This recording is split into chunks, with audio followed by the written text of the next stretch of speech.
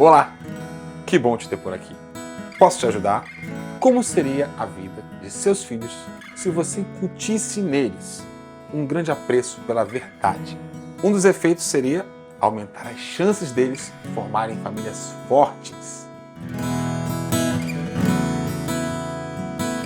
Você já ouviu a parábola do infeliz encontro da dona Mentira com a dona Verdade? Certo dia, a mentira e a verdade se encontraram. A mentira disse para a verdade: "Bom dia, dona Verdade." E a verdade foi conferir se realmente era um bom dia. Olhou para o alto, não viu nuvens de chuva. Vários pássaros cantavam. E vendo que realmente era um bom dia, respondeu para a mentira: "Bom dia, dona Mentira." "Está muito calor hoje," disse a mentira. E a verdade, vendo que a mentira falava a verdade, relaxou. A mentira então convidou a verdade para se banhar no rio. Despiu-se de suas vestes e pulou na água. "Vem, dona Verdade, a água está uma delícia." E assim que a verdade, sem duvidar da mentira, tirou suas vestes e mergulhou, a mentira saiu da água, vestiu-se com as roupas da verdade e foi embora. A verdade, por sua vez, recusou-se a vestir-se com as vestes da mentira e, por não ter do que se envergonhar, saiu nua caminhando pela rua. E aos olhos das outras pessoas, era mais fácil aceitar a mentira vestida de verdade do que a verdade nua e crua. Hoje vivemos um tempo em que alguns nomearam de pós-verdade. Isso significa que há muitas pessoas que estão mais interessadas em se sentirem bem, concordar ou gostar de uma notícia ou situação do que descobrir se o que está sendo dito ou o que aconteceu é ou não verdade. Na prática fica assim: gostei, então assumo que é verdade. Ou não gostei, então assumo que não é verdade. Nossos filhos estão crescendo nessa realidade.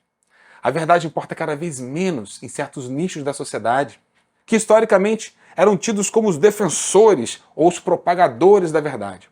Hoje, por exemplo, muitas pessoas sensatas estão acordando para a quantidade de vezes que a mentira foi vestida de verdade num noticiário, numa revista, num jornal e até mesmo num livro didático. Jornalistas, cientistas, políticos, ativistas, tantas e tantas vezes usaram as vestes da verdade de suas funções sociais como ferramenta para conduzir a opinião das pessoas para longe da verdade. Ensinar nossos filhos a terem apreço pela verdade envolve, como em tudo, como nosso primeiro conselho aqui, demonstrarmos nós mesmos um real apreço pela verdade. Mesmo quando ela for incômoda, mesmo quando ela nos levar contra o famoso consenso midiático, mesmo quando prezar a verdade signifique admitirmos que fomos enganados ou que erramos em nossos julgamentos, atitudes ou ações, não é uma tarefa fácil.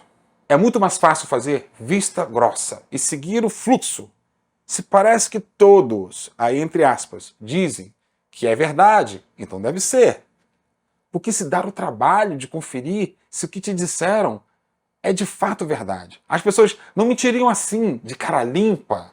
A não busca da verdade pode causar muitas feridas em uma família. É muito comum uma pessoa chegar para uma mãe ou para um pai acusando seu filho ou filha de ter feito alguma coisa errada. Infelizmente, algumas mães e alguns pais presumem de cara que a acusação é uma verdade. Ninguém se prestaria a mentir assim. Pois é, infelizmente, algumas pessoas são capazes de mentir assim. Os pais que presumem que a acusação é verdadeira, sem conferir os fatos, já vão passando uma bronca nos filhos, botando de castigo, ficando super decepcionados. O resultado? São filhos super sentidos por uma série de razões. Primeira, porque se deram conta que os pais não confiam neles. Segundo, porque viram a injustiça prosperar. Terceiro, porque uma vez traídos pelos seus supostos protetores, com quem eles vão poder contar agora? E isso também costuma acontecer do outro lado da moeda. Alguém fala que o pai ou a mãe ou o avô dele fez alguma coisa errada, mas a criatura não vai lá conferir os fatos, assume como verdade, assume que aquela pessoa de sua vida é má, ou hipócrita, ou falsa, ou qualquer outra coisa terrível. Mas aquilo não passava de uma mentira. O resultado? Distanciamento dos pais ou avós, decepção, dor, tristeza, e tudo por causa de uma mentira. Outro exemplo de dor que a mentira vestida de verdade causa E com frequência, há pessoas que têm como passatempo brincar com os relacionamentos dos outros à sua volta. Eu já vi algo parecido diversas vezes. Talvez você tenha sido alvo disso e nem soube. Chega uma pessoa atenciosa e diz: a fulana falou mal de você. Daí você assume aquela acusação como verdade e não vai conferir os fatos com a fulana. E simplesmente você se afasta da pessoa que foi acusada. Descarta uma amiga ou se afasta de um parente apenas porque o acusador pareceu estar falando a verdade ou pareceu ser sincero. Anos depois, você descobre que era tudo mentira. Bons mentirosos sabem se vestir com as roupas da verdade. Eles podem causar rompimentos, demissões, confusões, apenas porque foram convincentes. Aqui vai o segundo conselho.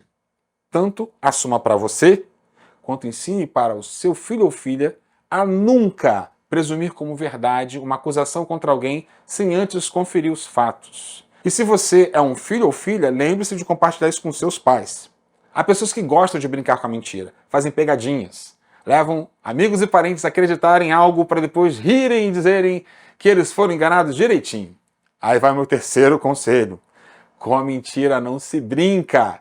Depois de brincar muitas vezes de mentir, é possível que você conte uma verdade e as pessoas não acreditem. Ou pior, é possível que você passe por uma situação séria e as pessoas de sua vida achem que é uma das suas pegadinhas e não te ajudem. Além do que, o hábito de brincar com a mentira em si pode realmente machucar as pessoas. O quarto conselho, crucial na construção do apreço pela verdade em nossos filhos, é cultivar a busca por boas fontes. Para encontrar a verdade, precisamos ir até as fontes. E uma boa fonte é a fonte primária de alguma coisa. Tanto para uma coisa no noticiário, quanto numa coisa particular. Falaram que fulana, que a sua amiga falou mal de você. Então vamos investigar. Quem disse? Para quem disse? Quando disse? Ah, não posso dizer quem foi. Ou pior, não sei quem foi. Fique desconfiado dessa fonte. Muitas vezes isso significa: eu inventei isso, mas você não pode descobrir. Eu simplesmente desconsidero o que chega para mim dessa forma. Algumas pessoas têm o prazer mórbido de brincar com os relacionamentos dos outros. Mas se a pessoa disser um nome, foi fulano que falou, vá atrás de quem falou e pergunte: quem disse isso para você? Até chegar à fonte primária. Eu tive a alegria de ter uma colega de trabalho que fez isso por mim. Há muitos anos atrás, uma pessoa estava falando mal de mim em uma roda de conversa num auditório de um evento. Essa colega estava por perto e presenciou. Ela interrompeu a conversa, se apresentou e disse: eu trabalho com o Jota, você viu ele fazendo o que você acabou de falar? A pessoa, muito constrangida, acabou confessando que ela não havia presenciado, mas que disse para ela quem havia contado. Pois essa colega pegou o contato dessa pessoa e foi conferir com ela. Dias depois, ela me contou que conversou com a tal pessoa que havia iniciado o boato e a fez admitir que havia levantado um falso sobre mim. Não a vejo faz anos, mas até hoje lembro disso com gratidão. Quinto conselho. Por favor, não presuma que acusações são verdadeiras apenas porque parecem verdadeiras. Sabe aquela lenda? A pessoa falou isso olhando nos meus olhos. Não tem como ela estar mentindo. Bons mentirosos mentem olhando nos seus olhos. Conseguem parecer emocionados, choram se for preciso, ficam confortáveis até diante de câmeras, em rede nacional, enquanto mentem. Bons mentirosos podem ser consistentes durante um razoável período de tempo, para no final desse tempo você descobrir que estavam mentindo. Por tudo isso, precisamos conferir os fatos, mesmo que a pessoa fale olhando nos nossos olhos. Agora, há casos excepcionais, quando nossas crianças são bem pequenas, ainda incapazes de se comunicar com o tempo, e elas se mostram desconfortáveis com um determinado ambiente ou pessoa. Sua busca pela verdade pode ser inconclusiva, mas na dúvida, busque um outro ambiente para sua criança. Diante de incidentes com crianças ou adolescentes com dificuldades ou até incapacidades em sua comunicação, nossa busca pela verdade dos fatos não pode ser superficial. Crianças pequenas podem apenas dizer coisas como: eu não quero voltar para aquele lugar, ou eu não gosto daquela tia. Isso ser tudo que você vai conseguir extrair dela. Mesmo que os adultos do lugar garantam que não aconteceu nada, você deve investigar. Se a dúvida persistir, busque um novo ambiente. Sexto conselho. Investigar as fontes também vale para as informações que venham das revistas, dos jornais, dos noticiários, dos livros didáticos. É gente por detrás de todas essas coisas. E gente pode mentir. Não deixe de orientar seus filhos nesse sentido. Esses veículos são maneiras que a mentira pode usar para vir até nós vestida de verdade. Outro dia, eu fiquei cismado com um número super elevado que o noticiário afirmou haver de pessoas na extrema pobreza no Brasil. Propagaram que havia 33 milhões de pessoas passando fome no Brasil. Eu fui conferir. Se eu fosse conferir no consenso da grande mídia, eu iria encontrar uma quase repetição da mesma informação, toda ela derivada de uma mesma pesquisa conduzida por uma ONG. Mas no lugar de me contentar com esse consenso, eu fui para as fontes primárias sobre esses dados, que são IBGE, Banco Mundial e o próprio governo. E o que eu encontrei? No fim das contas, a extrema pobreza no Brasil já alcançou um dia mais de 10% da população, de 2005 para trás. Em 2005, por exemplo, foram quase 19 milhões de brasileiros na extrema pobreza. Mas hoje, batemos o recorde histórico de redução da extrema pobreza no Brasil. Apenas 1,9% da população, ou seja, 4,14 milhões de pessoas passando por essa dificuldade. Um número muitas vezes menor do que a pesquisa que a ONG alardeou com a ajuda do consenso midiático. Diferença de 33 para 4 milhões é absurda. Uma mentira ser alardeada assim pode parecer algo excepcional para você, mas acontece com certa regularidade. Grandes estruturas muitas vezes são conduzidas por poucas pessoas. E pessoas podem mentir. E muitas vezes mentem. Pessoas acostumadas a mentir mentem com a cara de seriedade e sinceridade, olhando nos seus olhos ou para uma câmera. Agora, algumas pessoas bem intencionadas podem ter medo da verdade. E por que pessoas têm medo da verdade? A verdade pode machucar muito, pode constranger, humilhar, ofender, pode trazer muito trabalho ou consequências penosas.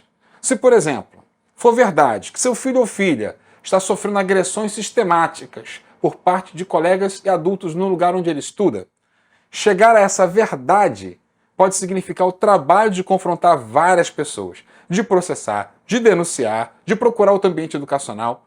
A verdade pode significar dor, porque você pode precisar admitir que errou, que você julgou mal, avaliou errado. A verdade pode fazer você ser veículo de machucar alguém. Pode ser algo pequeno, como uma menina que pergunta para o rapaz: eu tô bonita? E o rapaz responde: ah, sim. Mas na verdade ele não gostou do batom novo, que era justamente o motivo da pergunta. Mas ele também sabe que ela quer saber se ela parece bonita para ele. E a solução usada aqui foi a tal da mentirinha branca. Você e eu não precisamos recorrer a essa modalidade de mentira. Se o rapaz usasse a verdade nua e crua, ele poderia parecer rude ao responder: não gostei do novo batom. A verdade não precisa andar por aí nua e crua. Você pode vestir a verdade de graça, de cuidado, de misericórdia e coisas semelhantes a essas. Uma verdade bem vestida, de carinho, de graça, cuidado, zelo, seria ele responder: você é linda para mim sempre, mas eu gostava mais daquele outro batom. Uma resposta dessa é o que a menina precisava. É o suficiente para ela saber que vai agradar o rapaz que é alvo da sua atenção. Não foi necessário ser rude com ela. Isso também vale para coisas mais complexas como: você acha que eu emagreci? Ou perguntinha difícil. A verdade nua e crua seria um não. A verdade vestida de graça responde: por quê? Você está fazendo dieta? Você emagreceu? Desculpa, eu não percebi. Talvez eu não seja muito bom para perceber essas coisas. 7º conselho. Não precisamos apresentar a verdade nua e crua e nem precisamos usar a mentira para não machucar as pessoas. Basta aprendermos a vestir a verdade com graça, misericórdia, bondade e, óbvio, ensinar nossos filhos a fazerem o mesmo.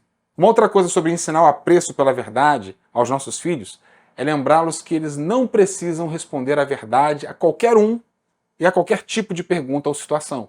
Quando vem aquela criatura enxerida e pergunta: você gosta daquele menino?